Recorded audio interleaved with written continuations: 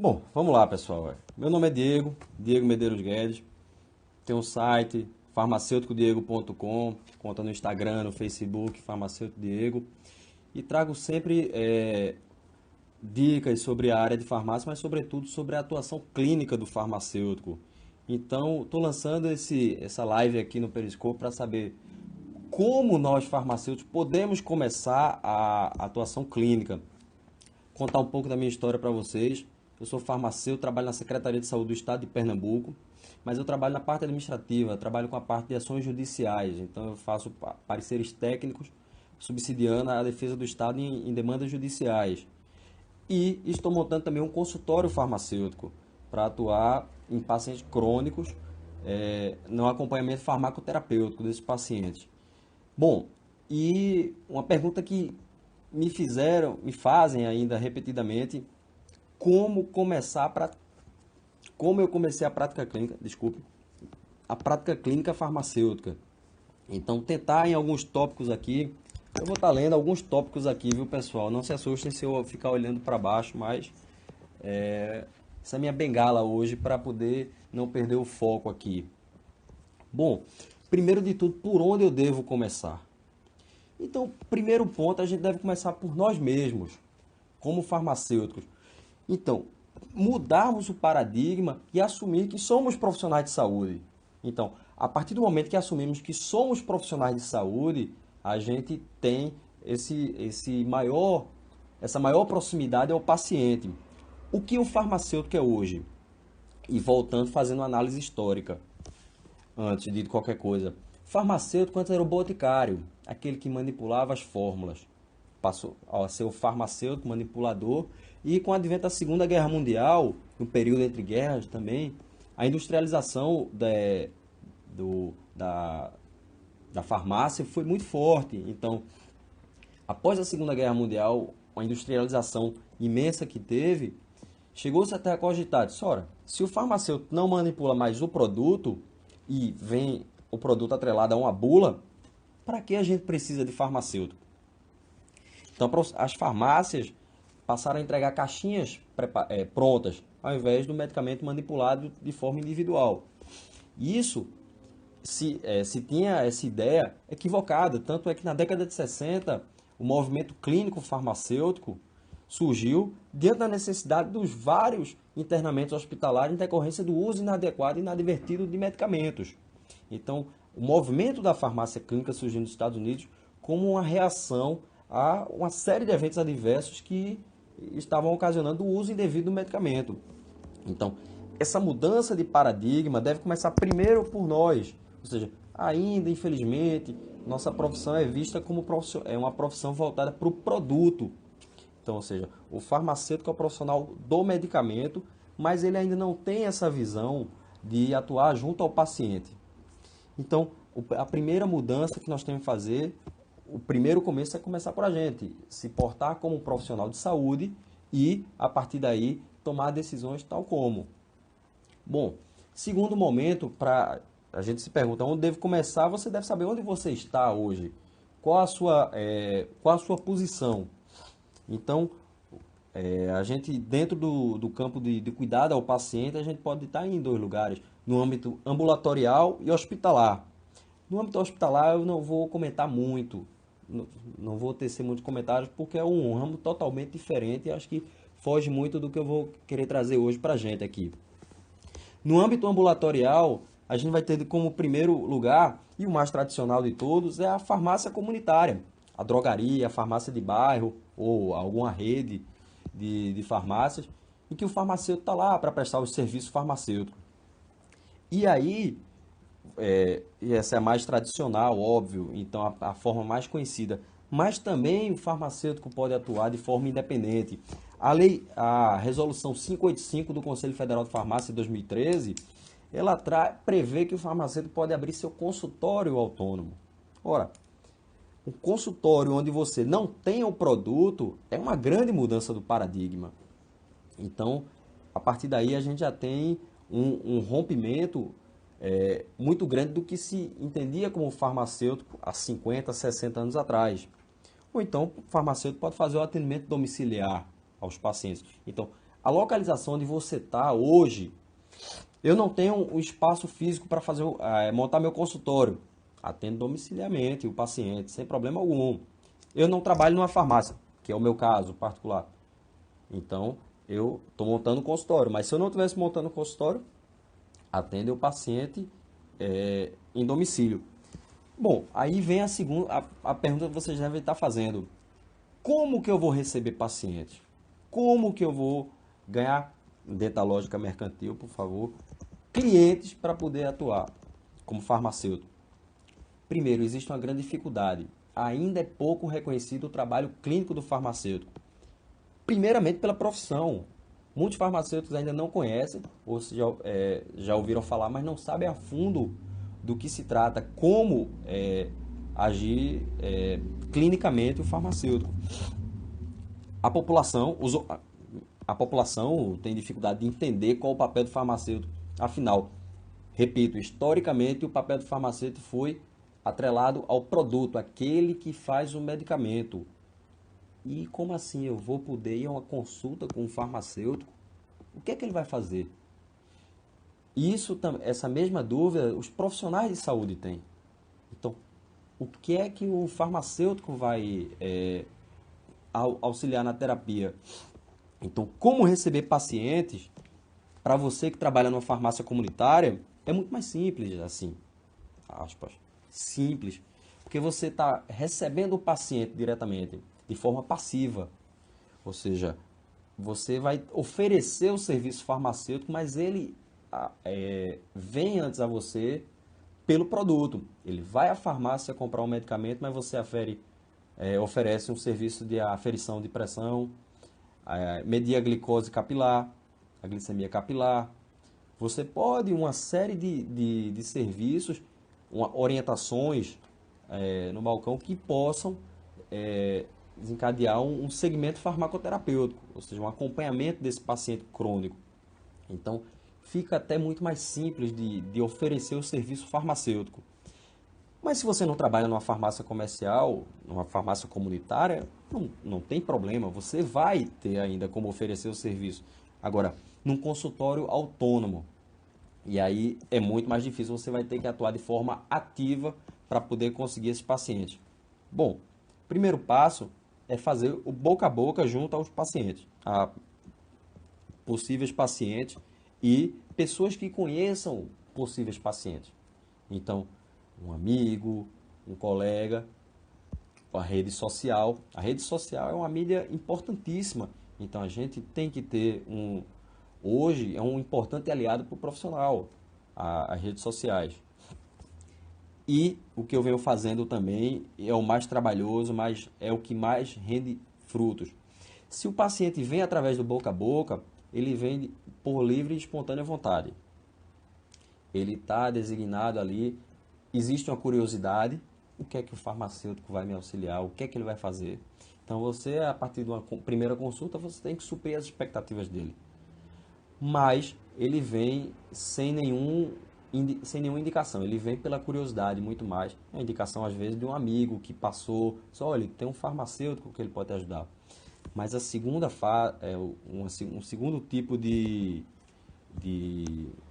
atividade é a visitação médica. Então essa é a mais difícil, porque primeiro você tem que convencer o médico o que é que diabo faz um farmacêutico. E como ele pode lhe ajudar se não fornecendo o medicamento? Então, essa é a primeira missão da visitação médica. Para que, num segundo momento, ele se convença que deva mandar o paciente dele para você. A partir desse momento, que ele manda o paciente dele para você, então você garante uma relação de confiança a ele, uma relação interdisciplinar. Tudo bom, doutora Celiane? Prazer tê-la aqui conosco. Então, o médico, ele traz uma relação de confiança a partir do momento que ele entrega o paciente dele para que você possa ajudá-lo. Então, nada mais do que você trabalhar em equipe. Então, isso gera uma grande vantagem, porque, primeiro, ele vem referenciado. Se o médico dele, na cabeça do paciente, ele vai imaginar o seguinte: se o doutor mandou, eu vou lá nesse farmacêutico, porque o doutor mandou, então ele deve ter alguma coisa importante deve ser importante para minha terapia, para curar minha doença. Então, esse é o paciente, a cabeça do paciente. E se ele vem sem nenhuma referência, ele vai dizer, eu vou lá para saber o que é, ou então nem vou. Então, por isso que é importante ter uma referência, ser referenciado por alguém. E a partir daí, essa visitação de outros profissionais, não só médicos, a visitação a educadores físicos, nutricionistas. Então, formar essa parceria com outros profissionais, mostrar o quão importante você pode ser a esses profissionais e aos pacientes desses profissionais. Então, é educador físico que esteja fazendo um trabalho de suplementação num paciente, o farmacêutico pode intervir para avaliar a prescrição, junto ao nutricionista também. Enfim, e o farmacêutico por si só, ele também tem a prerrogativa da prescrição de medicamentos e nutracêuticos, dentro dos seus limites, obviamente, que isso daqui a gente pode discutir mais adiante. Bom, um outro ponto, qual a minha atuação? Como eu devo atuar? Como eu devo vender minha imagem de farmacêutico clínico? Primeiramente, o farmacêutico deve vender a imagem de doutor, e seja o nutricionista, ao educador físico ou ao médico. Exatamente, Celiane. É importante esclarecer, e uma coisa importantíssima, a consulta farmacêutica não é uma consulta médica. Então, o paciente não pode chegar nunca pensando que o farmacêutico vai resolver os problemas dele sozinho. Ele tem que ter um acompanhamento médico, ele tem que ter um acompanhamento nutricional, a depender do caso, acompanhamento do educador físico também, a depender do caso, se for, ou de um fisioterapeuta, mas, sobretudo, o farmacêutico está para gerir a farmacoterapia do paciente. E de que forma o farmacêutico vai gerir essa farmacoterapia? Primeiro ponto, educação em saúde. Uma consulta médica, ela dura em torno de meia hora. É muito pouco tempo para um profissional passar todas as informações sobre a doença do paciente, a terapia. E hoje, cada vez mais, a gente vê a medicina segmentada, ou seja, o cardiologista, o endocrinologista, o neurologista. Não se tem um compilado, um apanhado geral de todos o quadro clínico do paciente. E se, sobretudo, for um paciente idoso, né, digamos. Então, tudo isso o farmacêutico pode dizer, eu vou gerir o seu paciente, eu vou gerir toda a terapêutica, recolher todas as informações inerentes a ele e lhe dar algo, vamos dizer assim, algo bem descascado, algo bem, como eu posso dizer, bem simplificado. Informações objetivas. Então, como a gente sabe, o médico recebe o paciente com muitas informações subjetivas e poucas objetivas. Então, quanto mais informações objetivas pudermos municiar o prescritor, o médico assistente, isso vai ser fantástico, porque ele vai aderir ele vai comprar a ideia do farmacêutico.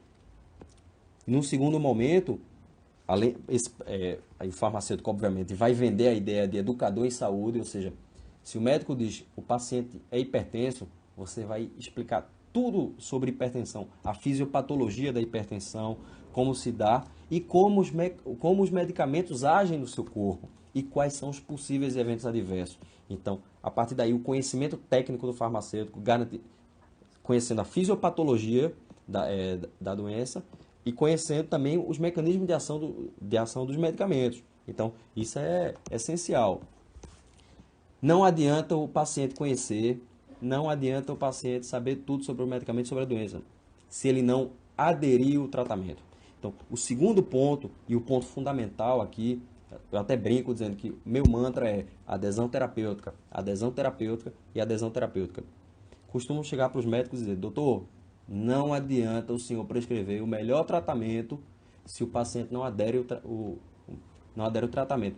Aderir de várias formas, tomar de forma errada, não tomar, porque diz, o médico passou um remédio muito caro e eu não vou tomar. E o médico acha que o paciente está tomando. E a partir daí, se o medicamento não fizer efeito por algum motivo, por uma interação com outra droga que um outro médico prescreveu, ele vai dizer, o remédio que o doutor prescreveu não é bom não. Eu não gostei dele. A partir do momento que o paciente adere ao tratamento, ele tendo conhecimento, obviamente, do que é a doença, o que é o medicamento dele, a adesão terapêutica é uma escolha do paciente. A gente tem que respeitar muito a escolha do paciente. Se o paciente não quiser tomar o medicamento, ele não vai tomar o medicamento e ponto. Você pode prescrever o melhor medicamento. Ele só vai tomar se ele estiver internado no hospital, numa maca, tomar no soro. Isso é dado. A partir do momento que ele tem a decisão de tomar, e se ele não quiser, ele não vai. Então, é importante garantir a adesão terapêutica.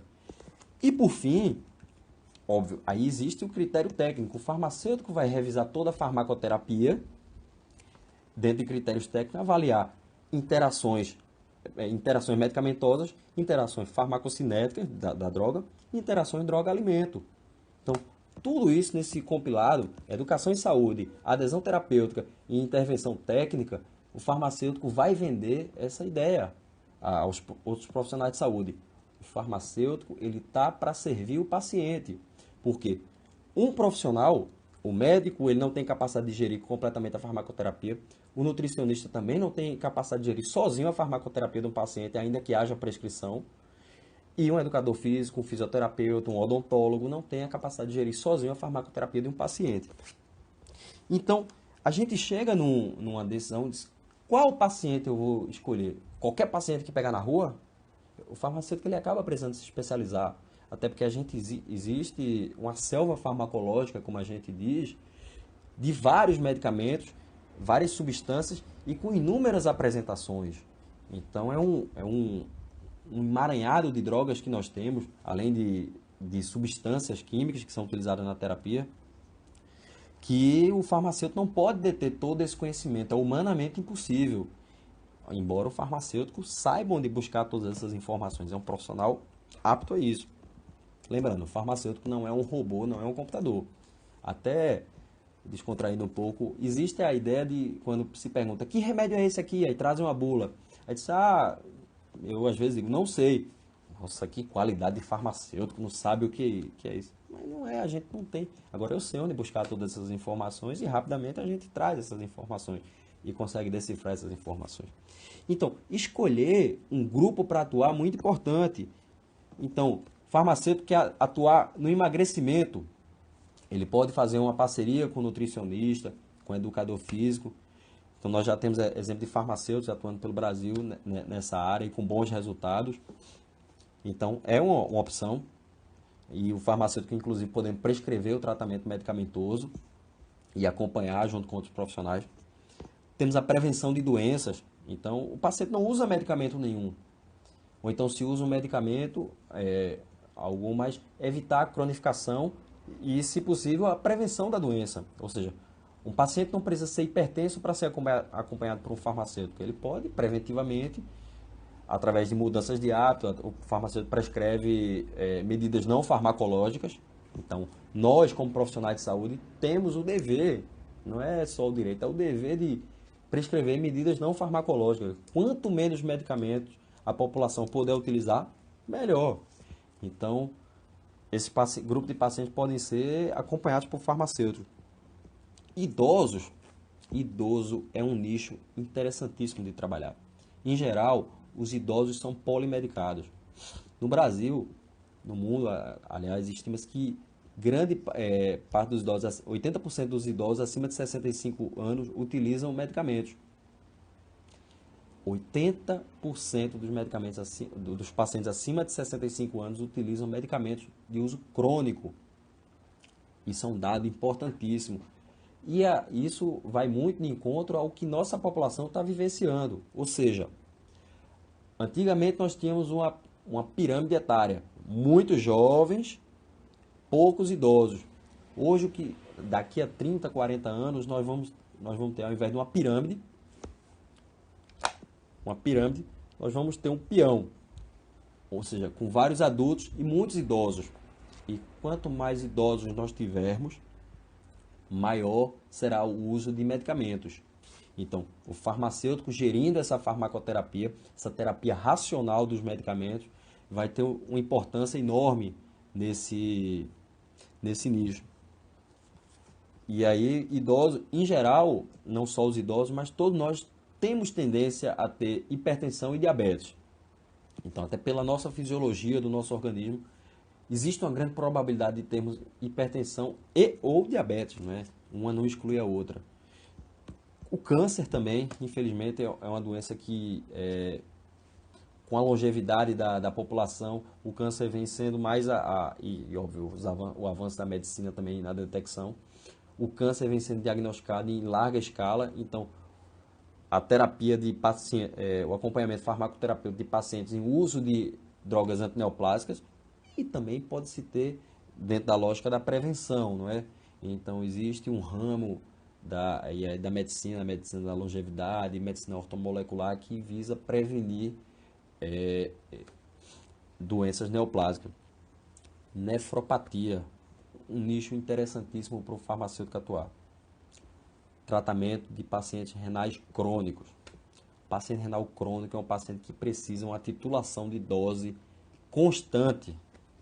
Então, a partir do momento que o farmacêutico adentra na equipe do multiprofissional, seja no hospital, seja no âmbito ambulatorial, ou seja numa clínica, e começa a fazer intervenções no paciente, titular a dose, garantir adesão ao tratamento, inclusive garantir adesão não significa ao tratamento médico, ao tratamento, a dieta prescrita pelo nutricionista, garantir aos hábitos, hábitos de vida, como a prática de exercícios regulares, evitar o sedentarismo. O farmacêutico, a partir desse momento que garante essa adesão, e é o paciente nefropata, existe um ganho enorme para esse paciente.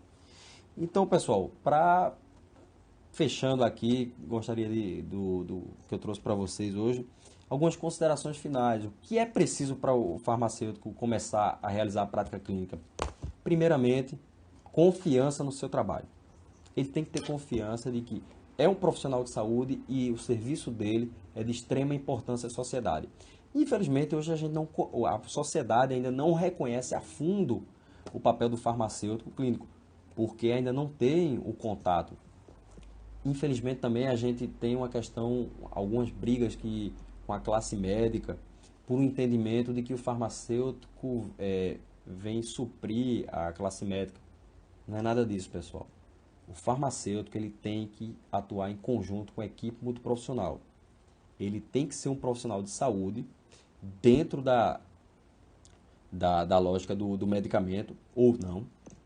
Nem sempre o uso racional do medicamento parte pelo uso propriamente dito dele. O não uso do medicamento é uma forma de prescrever um tratamento. Mas dentro do conhecimento técnico da fisiopatologia e do medicamento, o farmacêutico é de grande valia à equipe de saúde. Então ele tem que ter confiança para isso.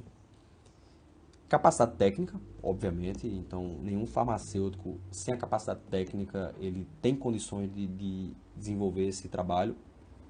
Farmacêutico, por si só, é um profissional muito capacitado. Então, pelo número, a farmácia não se mede muito por quantas horas de farmacologia você assistiu, mas o que você foi atrás de conhecer fora do universo da farmacologia. A gente tem muito essa confusão de que a farmacologia é tudo. Não. Até eu vou deixar até uma crítica aqui que nós temos. Costuma-se dizer muito, né, da área da farmácia, principalmente quando eu era estudante, dizia, tá no Goodman, o livro de farmacologia, eu não discuto. Não é bem assim, pessoal. Farmacologia vai muito mais além do que você fazer experimentos em ratinhos. A farmacologia clínica, a prática clínica, difere e muitas vezes do que está descrito nos livros. Óbvio que é um grande livro de farmacologia, mas o mundo é maior do que o Goodman. Então a gente precisa abrir os olhos e, sobretudo, buscar em outras fontes. Então, depois eu vou fazer algumas postagens sobre como buscar evidências científicas, insights, que para vários farmacêuticos é importante isso. Outro ponto também, pessoal, para finalizar, ética. O farmacêutico tem que saber o seu lugar dentro da sociedade. O farmacêutico não é médico para diagnosticar paciente, ou seja, se eu ofereço um serviço de aferir a pressão de um paciente e a pressão estiver alta, eu não posso dizer que ele está com hipertensão. Nunca. Isso é diagnosticar. Nem posso gerar hipótese diagnóstica. Suspeita de hipertensão, mas eu posso dizer que a pressão estava elevada e encaminhar ao médico. A glicemia capilar, que eu faço a medição numa farmácia, eu não posso dizer que o paciente é diabético se deu acima de determinado limite. Eu tenho que dizer que deu aquele determinado limite, se possível refazer o teste e encaminhar a um médico para que seja avaliado. Mas eu não posso dizer que o paciente tem suspeita de diabetes ou hipertensão por esses achados. E outra coisa também, farmacêutico cada vez mais vem ganhando espaço na prescrição de medicamentos, que já acontecia na verdade, né? O farmacêutico indicava o medicamento, mas não poderia, embora aqueles de uso não obrigatório de receituário médico, mas o farmacêutico não podia prescrever, pôr no papel. A partir do momento que o farmacêutico põe no papel, ele se responsabiliza por isso e cria um compromisso, ou seja, se responsabiliza por isso, pela prescrição, e a partir daí ele tem que ter muita ética. Primeiro, capacidade técnica para conhecer os seus limites, ou seja, até onde eu posso prescrever. Eu não posso prescrever um corticoide, eu não posso prescrever um antineoplásico, eu não posso prescrever um imunossupressor, mas eu posso prescrever uma série de outros medicamentos e eu preciso saber quais são esses. E por fim, pessoal, garantir a interdisciplinaridade. O farmacêutico tem que vender a ideia de interdisciplinaridade. Não está acima nem está abaixo de qualquer outro profissional de saúde. Ele tem que estar ao lado e pelo paciente. Eu acho que o principal foco do farmacêutico é o paciente. O farmacêutico clínico, no cuidado farmacêutico, ele tem que ter, antes de qualquer capacidade técnica, ele tem que ter uma coisa: empatia com o paciente. Ele tem que gostar do paciente. Ele tem que gerar uma relação. Como até o professor Divaldo Lira, um grande expoente da atenção farmacêutica no Brasil, diz o seguinte: tem que ter um sentimento com o paciente. Então, a partir do momento, nossa formação técnica, pelo menos a minha, um pouco mais antiga, ela era muito voltada para o laboratório. Criava uma redoma no farmacêutico e um direcionamento para você trabalhar no laboratório ou você trabalhar numa farmácia, mas gerindo estoque de medicamentos. Esse contato com o paciente é fundamental e garanto a vocês, a população precisa desse contato. A cada vez mais que ela vai conhecendo a atuação do profissional farmacêutico, ela vai exigindo mais, porque é um caminho sem volta. O farmacêutico cada vez mais vem sendo reconhecido pela sociedade. Então, pessoal, é uma mudança do paradigma na nossa profissão. Se antigamente nós éramos conhecidos pelo medicamento, nós vamos ser conhecidos cada vez mais pela atuação clínica. E, por consequência, os pacientes vão nos remeter ao medicamento, mas não primeiramente pelo medicamento. Ok, pessoal? Agradeço a todos. Era isso que eu tinha para falar para vocês. Se tiverem dúvidas, questionamentos, se gostaram, se não gostaram, estou à disposição. Tem no meu site farmaceuticodiego.com. Vocês podem mandar e-mail também, diegomedeirosguedes.com, @gmail.com. Então, estou à disposição para tirar quaisquer dúvidas que tiverem. Enfim, abraço, pessoal. Boa noite, viu? E até mais. Tchau.